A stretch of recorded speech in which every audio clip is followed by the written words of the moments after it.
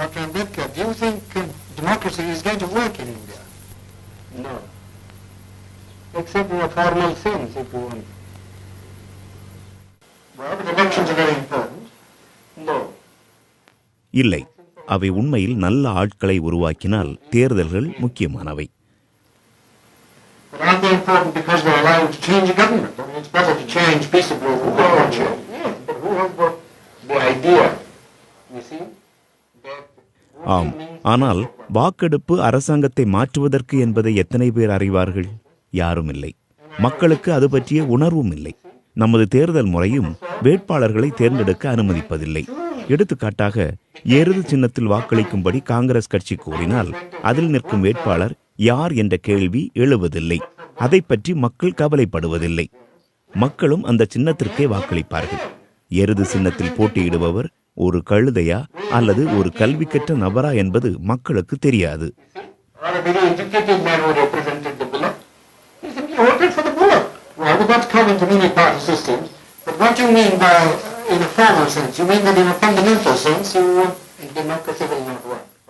நாடாளுமன்ற முறையுடன் முற்றிலும் ஒத்திசைந்து செல்லாத சமூக கட்டமைப்பை நாம் பெற்றிருக்கிறோம்.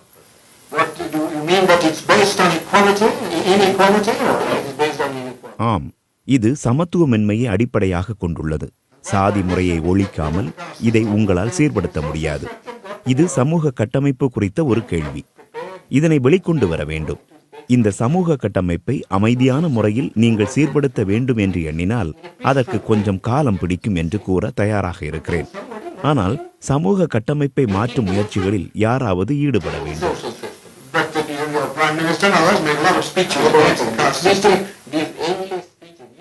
அவையெல்லாம் முடிவில்லா பேச்சுக்கள் தான். ஸ்பென்சரின் தொகுப்புகளை கார்லையிடம் வழங்கிய போது அவர் கூறினார், ஓ, கிறிஸ்தவத்தில் உள்ளதைப் போல முடிவில்லாத பேச்சுக்கள். பேச்சுக்களால் நான் சோர்ந்து விட்டேன். பேச்சுக்களால் நாம் சலித்து விட்டோம். உண்மையில் சாதியை ஒழிக்க திட்டங்கள் தொடங்கப்பட வேண்டும். உறுதியான நடவடிக்கைகள் எடுக்கப்பட வேண்டும்.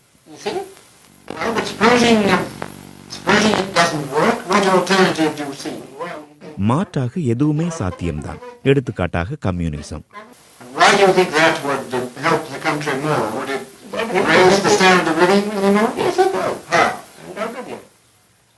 ஆமாம், மேம்படும்.